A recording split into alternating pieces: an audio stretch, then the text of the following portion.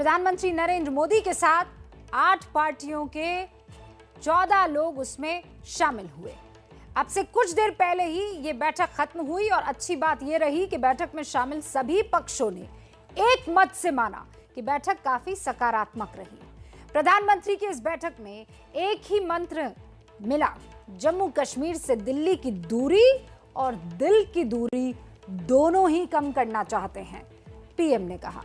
इस बैठक से जो खास बात निकल कर आई, एक नजर उस पर आप डाल लीजिए। बैठक की बड़ी बातें क्या रही कि जम्मू कश्मीर को पूर्ण राज्य का दर्जा मिलेगा, घाटी में विधानसभा चुनाव करवाए जाएंगे, परिसीमन के बाद चुनाव जल्द होगा, दिल्ली के साथ दिल की दूरी कम की जाएगी। महबूबा ने फिर से पाकिस्तान का राग अलापा मीटिंग से बाहर निकलकर। बैठक में प्रधानमंत्री ने राज्य में लोकतांत्रिक प्रक्रिया और विकास की रफ्तार को तेज करने पर सबसे ज्यादा जोर दिया है। बैठक के फौरन बाद प्रधानमंत्री नरेंद्र मोदी का ट्वीट आया। जम्मू कश्मीर को लेकर सरकार के रोड मैप के बारे में भी बताया गया। पीएम मोदी ने लिखा, आपके सामने है, लोकतंत्र की ताकत है हम आमने सामने बैठकर विचारों का आदान प्रदान करें। मैंने बताया कि लोगों को, खासकर युवाओं को प्रतिनिधित्व के लिए आगे आना होगा ताकि उनकी आकांक्षा पूरी हो सके। हमारी प्राथमिकता है लोकतंत्र मजबूत हो, इसके लिए परिसीमन तेज गति से हो ताकि नई सरकार बने और तेजी से वहां विकास हो।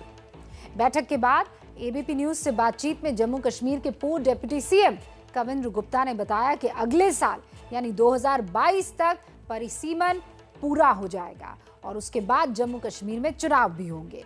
बैठक में पीएम मोदी ने क्या कहा, अब वो जानिए। जम्मू कश्मीर में लोकतंत्र को मजबूत करना जरूरी है। जम्मू कश्मीर में लोकतांत्रिक प्रक्रिया के लिए प्रतिबद्ध है यहां की सरकार। विधानसभा चुनाव करवाना हमारी प्राथमिकता है। परिसीमन के तुरंत बाद चुनाव हो सकते हैं, यह भी इशारा किया। लोगों की तरक्की के लिए हम सबको मिलकर काम करना होगा, यह भी प्रधानमंत्री नरेंद्र मोदी की तरफ से कहा गया। मतभेद के बावजूद सभी को देश हित में काम करना चाहिए। जम्मू कश्मीर में एक व्यक्ति की भी मौत अगर होती है तो वो दर्दनाक है। सभी के लिए सुरक्षा का वातावरण वहां पर होना चाहिए। घाटी के युवाओं को हमें अवसर देने की जरूरत है। भ्रष्टाचार मुक्त शासन लोगों में विश्वास जगाता है। ये वो बड़ी बातें थी जो प्रधानमंत्री की तरफ से कही गई है। राज्य में परिसीमन की प्रक्रिया जल्द पूरी होगी, ये सबसे बड़ी खबर निकल कर आई।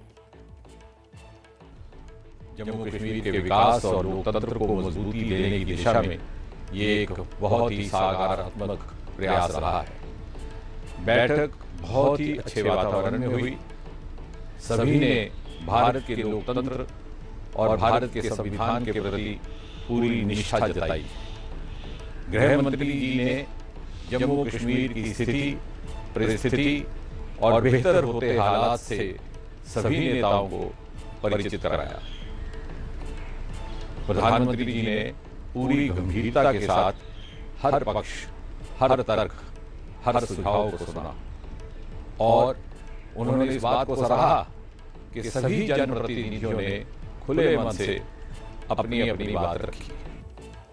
बैठक के बाद पीडीपी की महबूबा मुफ्ती, नेशनल कॉन्फ्रेंस के उमर अब्दुल्ला, कांग्रेस नेता गुलाम नबी आजाद, इन सब ने बताया कि उनकी ओर से प्रधानमंत्री के सामने कौन कौन से और क्या क्या मुद्दे रखे गए, क्या क्या मांगे उठाई गई और पीएम ने जवाब क्या दिया। आप भी सुनिए। एक मुलाकात से न दिल की दूर होगी, ना दिल्ली की दूरी होगी, कम होगी, लेकिन मुलाकात का अगर सिलसिला बना रहे और अगर जैसे फारूक साहब ने मीटिंग में कहा, जो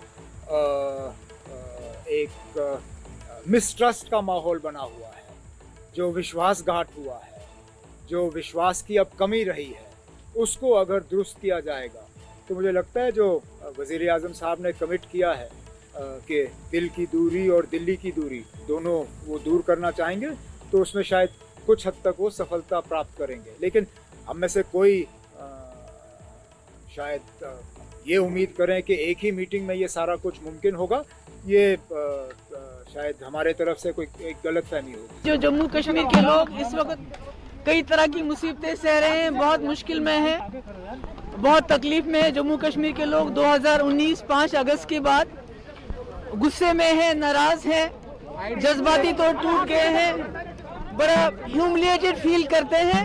मैंने बिल्कुल कहा उनको, मैंने कहा कि आपका एजेंडा था इसको हटाना, मगर अगर आपको हटाना था तो जम्मू कश्मीर की असेंबली को बुला के तब हटाना चाहिए था। इस तरह इलीगली और अनकॉन्स्टिट्यूशनली हटाने का कोई हक नहीं था। आपने इसको इलीगली हटाया, हम कॉन्स्टिट्यूशनली और लीगली इसको रेस्टोर करना चाहते हैं। मांगे हम लोगों ने सीधी सीधी रखी कि इलेक्शंस होने चाहिए जम्मू कश्मीर में, स्टेट फुल फ्लैज स्टेटहुड देनी चाहिए, यूटी में इलेक्शन नहीं होने चाहिए, स्टेटहुड में ही इलेक्शन होने चाहिए। हम लोगों ने कश्मीरी पंडित जो हमारे भाई हैं उनको वापस लाना चाहिए, तुरंत वापस लाने की प्रक्रिया शुरू कर देनी चाहिए। उनके रिहेबिलिटेशन के लिए कश्मीर में पूरा बंदोबस्त करना चाहिए, पॉलिटिकल पार्टीज उनकी सहायता करें। ये और जो गारंटी है थी पहले हमारी नौकरी की और ज़मीन की, वो सरकार को गारंटी देनी चाहिए।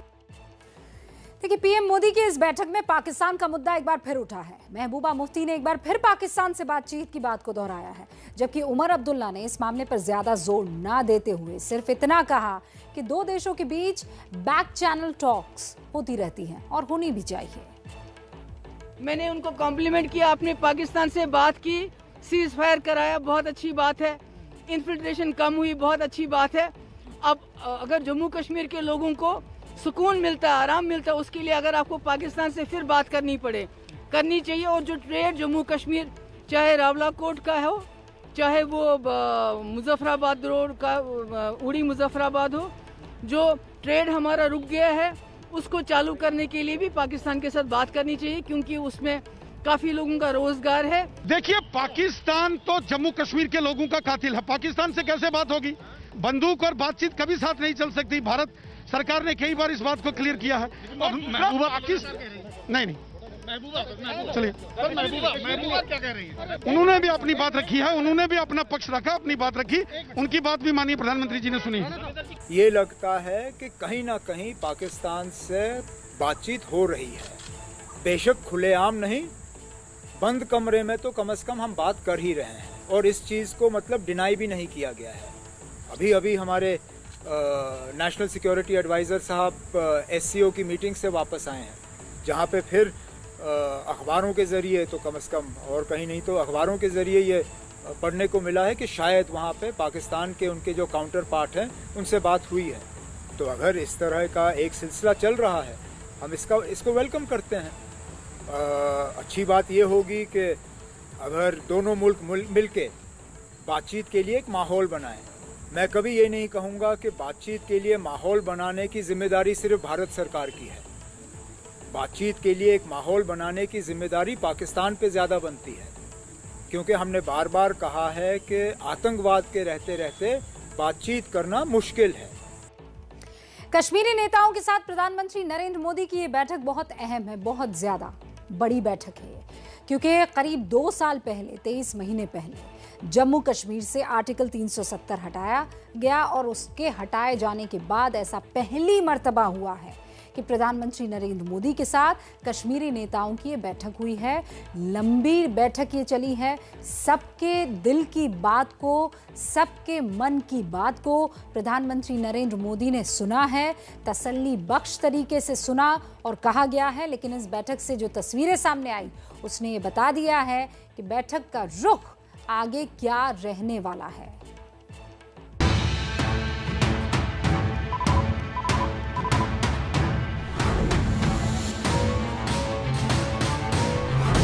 तस्वीरें अक्सर वो सब कुछ कह देती हैं जो जुबान नहीं बोलती। अब प्रधानमंत्री नरेंद्र मोदी के साथ कश्मीर के इन नेताओं की तस्वीरें ही देख लीजिए। इनमें मुस्कुराहट भी है, मौन भी, खिलखिलाहट भी है, खामोशी भी, गुस्सा भी है और गुजारिश भी।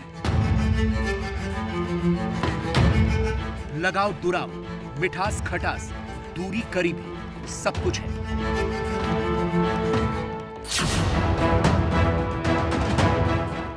दिल्ली के 7 लोक कल्याण मार्ग पर प्रधानमंत्री नरेंद्र मोदी के बुलावे पर आज जब कश्मीर के ये सभी नेता इकट्ठा हुए तो पीएम मोदी ने हाथ जोड़कर उन सभी का स्वागत किया। गर्मजोशी के साथ शुरू हुई इस मुलाकात में तमाम चेहरे खिले हुए थे तो कुछ ऐसे भी थे जिनमें खलिश साफ दिख रही थी। इस फोटो सेशन वाली तस्वीर में देखिए पीएम मोदी, अमित शाह और जम्मू कश्मीर के उपराज्यपाल मनोज सिन्हा के चेहरे पर तो मुस्कुराहट नजर आ रही है, लेकिन 2 हाथ की दूरी पर खड़ी महबूबा मुफ्ती के चेहरे पर कोई भाव नहीं है। खामोशी तो वैसे फारूक अब्दुल्ला के चेहरे पर भी थी और जूनियर अब्दुल्ला के चेहरे पर भी, लेकिन महबूबा मुफ्ती की आंखों में उनके भीतर का गुस्सा साफ दिख रहा था और हर जगह था, हर तस्वीर में था। खबर है कि महबूबा मुफ्ती इस बैठक में शामिल ही नहीं होना चाहती थी। उन्होंने फारूक अब्दुल्ला से कहा था कि वो इस बैठक में गुपकार गठबंधन के प्रतिनिधि के तौर पर जाए, लेकिन फारूक अब्दुल्ला ने उन्हें समझाया कि पीएम मोदी की तरफ से सभी 14 लोगों के नाम से न्योता आया है, इसीलिए गठबंधन के प्रतिनिधि के तौर पर उनका जाना सही नहीं होगा। मतलब साफ था कि महबूबा मुफ्ती को जाना चाहिए और आखिरकार महबूबा आई भी।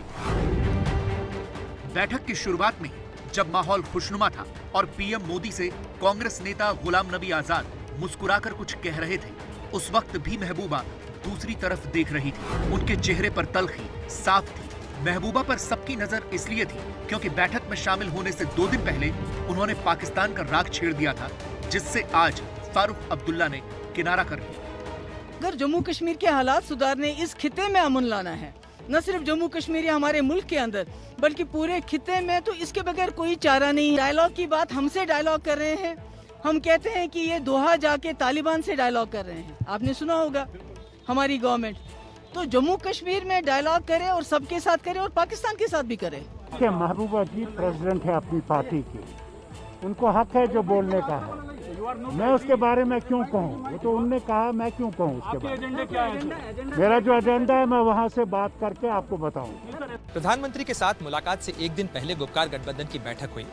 इस बैठक में तय किया गया कि पूरा अलायंस एकजुटता के साथ पीएम से मिलने जाएगा, मगर दिल्ली पहुंचे फारूक अब्दुल्ला के बयानों ने गुपकार गठबंधन की दरारों को भी साफ कर दिया। जाहिर है जम्मू कश्मीर की सियासत में महबूबा मुफ्ती का अपना एजेंडा है तो नेशनल कॉन्फ्रेंस के अब्दुल्ला परिवार की अपनी लकीर है। ये वही फारूक अब्दुल्ला है जो जम्मू कश्मीर से अनुच्छेद 370 हटाए जाने के बाद नजरबंद थे, और वो ही नहीं, उनके बेटे उमर भी काफी दिनों बाद घाटी में नजरबंद थे। जाहिर है मन में उसका मलाल तो जरूर होगा, लेकिन पीएम मोदी की पहल पर सीनियर और जूनियर अब्दुल्ला दिल्ली आए तो उसके पीछे उनकी भी वही मंशा है कि घाटी में जल्द से जल्द विधानसभा चुनाव हो। उमर अब्दुल्ला ने तो बैठक से पहले ही एबीपी न्यूज से बातचीत में अपनी चुनाव वाली राय जाहिर कर दी थी। मेरा खुद का जो है जाती तौर, मेरा अपने लिए इलेक्शन में कोई तवज्जो नहीं दे रहा हूँ। जहाँ तक पार्टी का सवाल है, पार्टी ने तो ये कभी नहीं कहा है कि हम इलेक्शन में हिस्सा नहीं लेंगे। जब डीडीसी के इलेक्शन में हम हिस्सा ले सकते हैं और पार्टी के तौर पे ले सकते हैं, तो फिर असेंबली इलेक्शन में क्यों नहीं। गुपकार गठबंधन के संयोजक और सीपीएम के नेता मोहम्मद यूसुफ तारिगामी के मन में भी जम्मू कश्मीर को केंद्र शासित प्रदेश बनाए जाने को लेकर नाराजगी है, लेकिन चुनाव वो भी जल्द चाहते हैं। और पैंथर्स पार्टी वाले भीम सिंह की भी कुछ ऐसी ही राय है। लोकल बॉडीज के चुनाव हो गए, डंडोरा पीटा गया, पंचायत के चुनाव हो गए, बहुत कुछ शोर हुआ, तो असेंबली चुनाव करने में किसने आपको रोका। आज तो हम यही कहने के लिए आए हैं, जो हमें विधान ने, आईन ने, कॉन्स्टिट्यूएंट असेंबली ऑफ इंडिया ने राइट्स दिए हैं, वो हमें एज सिटीजन्स वापस मिलने चाहिए। चुनाव है, अभी इमीडिएटली होना चाहिए। रेस्टोरेशन ऑफ स्टेटहुड के बाद इमीडिएटली, ये सिर्फ पैंथर पार्टी ने कहा। तो सर डिलिमिटेशन और चुनाव को लेकर के पीएम ने कुछ कहा?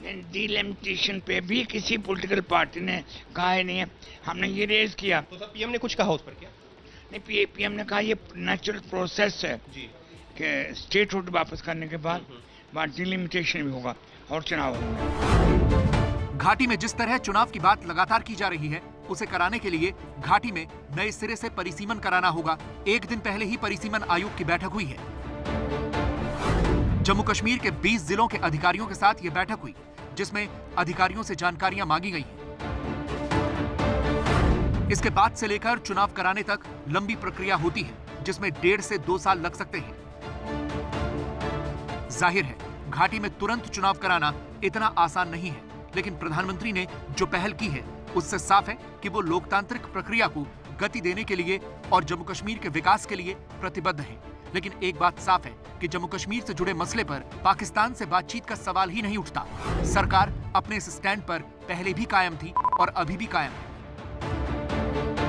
Regarding developments in Jammu and Kashmir, this is clearly an internal matter for India. As far as our bilateral relations with Pakistan are concerned, our stand is well known. We desire normal relations with all our neighbors, including Pakistan. Pakistan must work towards creating a conducive atmosphere, including by taking credible, verifiable, and irreversible actions to not allow any territory under its control to be used for cross-border terrorism against India in any manner. और अब क्या हो रहा है, आप ये जानना चाहेंगे ना कि ये 3-3.5 घंटे जो बैठक चली है उसके बाद अब क्या माहौल है। यही बताने के लिए मेरे सहयोगी प्रशांत कश्मीर भवन पर मौजूद हैं। प्रशांत, 3 बड़े नेता वहाँ पर मौजूद हैं, महबूबा मुफ्ती हैं और बीजेपी के 2 और नेता हैं, रविंद्र जडेजा भी शायद वहाँ पर, रविंद्र रैना माफ़ कीजिएगा, वहाँ पर मौजूद है। ज़रा मुझे ये बताइए कि बर्फ़ वहाँ पर पिघली है कि नहीं पिघली है?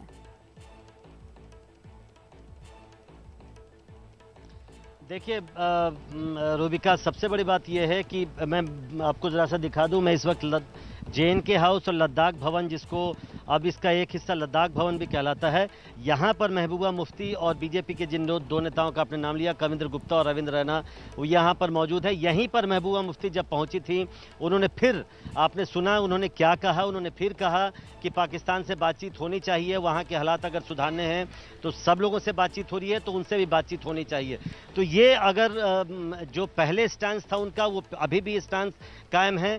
तो अगर केवल महबूबा मुफ्ती की बात करें तो बिल्कुल मुझे लगता है कि उनकी तरफ से तो कोई सकारात्मक पहल नहीं हुई है। हालांकि जब हमने 2 बार महबूबा मुफ्ती से ये पूछा कि उनके इस बयान का फारूक अब्दुल्ला समर्थन नहीं करते हैं, फारूक अब्दुल्ला ने साफ कहा था कि ये महबूबा मुफ्ती की अपनी राय हो सकती है, पाकिस्तान से बातचीत को लेकर उनको कुछ नहीं कहना है। दोनों ही बार इस सवाल को वो टाल गई और फिर वो उन्होंने जवाब नहीं दिया, वो चले गए। तो सबसे बड़ी बात यही है कि इस बातचीत के बाद एक मुद्दा ऐसा आया है पाकिस्तान से बातचीत का, जिस पर गुपकार अलायंस के जो 2 बड़े साथी हैं, PDP और नेशनल कॉन्फ्रेंस, उनके बीच कम से कम एक राय नहीं दिख रही। अभी आपने उमर अब्दुल्ला को भी सुना, उन्होंने साफ साफ नहीं कहा फारूक अब्दुल्ला वाली बात की पाकिस्तान से बातचीत को लेकर वो उनकी निजी राय है, लेकिन उन्होंने घुमा फिरा कि यही कहा कि अभी वो बातचीत ही हो तभी बात आगे बढ़े, इसके भी पक्ष में नहीं है उमर अब्दुल्ला। तो अगर बर्फ पिघलने की बात आप कर रही हैं रूबिका, इस अर्थ में कि क्या सभी जो गुपकार अलायंस है या बाकी सभी पार्टियां एक पेज पे हैं इस मुद्दे पर कम से कम, तो मुझे नहीं लगता है कि महबूबा मुफ्ती से बाकी लोग सहमत हैं। जो 2 मांगे सबकी रही हैं आज की बैठक में, वो ये रही कि स्टेटहुड जो पूर्ण राज्य का जो दर्जा है वो वापस दिया जाए, और जो अमित शाह गृह मंत्री ने पार्लियामेंट में कहा था कि जब उचित समय आएगा वो दे दिया जाएगा, और चुनाव करवाया जाए। सबसे बड़ी मांग जो सबकी है कि जल्दी से जल्दी चुनाव करवाया जाए, और इसी उद्देश्य से प्रधानमंत्री ने ये बैठक भी बुलाई थी। उन्होंने अपने भाषण में ये साफ इनके लिए सबसे इम्पोर्टेंट चुनाव होगा कि जल्द से जल्द जम्मू कश्मीर का विकास। जम्मू कश्मीर का विकास क्या करना है, वो अगर अहम मुद्दा रहता तो और ज़्यादा शानदार बात होती, लेकिन ठीक है, वो कह सकते हैं कि चुनाव हम लड़ेंगे तभी जाकर तो जनता की सेवा कर सकेंगे। ठीक है, उनको इतना तो आप गुंजाइश दे सकते हैं। बहुत बहुत शुक्रिया प्रशांत जानकारी के लिए।